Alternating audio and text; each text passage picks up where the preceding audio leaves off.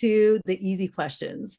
So as CFO at Vizio, you guided the company through the IPO process during COVID.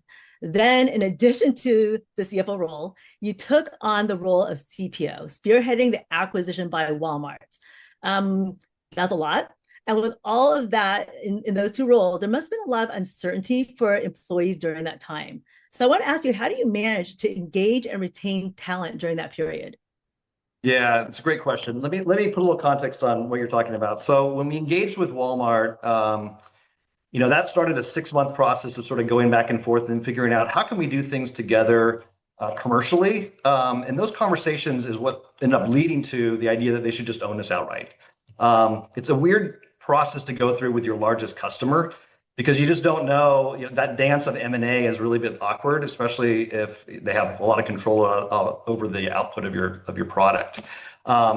So our team was stressed in a lot of ways. So we spent 6 months doing brainstorming sessions. How do we grow together? What does this look like? And then as it moved into negotiations around an M&A process, that was like a whole nother 3 or 4 month process.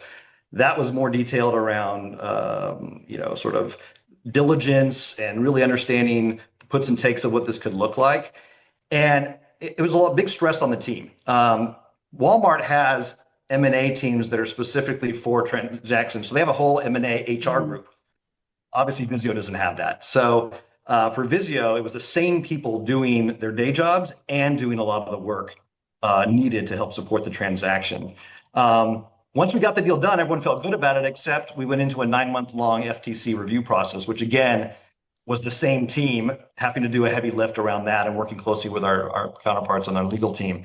So as Chief Financial Officer and Chief People Officer, thinking about keeping the team engaged, doing their day job. We were still a public company until the deal closed, right? So we had to do all of the normal stuff and all this extra work. And so I think the key tool that we used was to recognize that people's lives were really being impacted by this. We went in and created a retention bonus program. And I thought we were pretty thoughtful about how we approached that. So we recognized that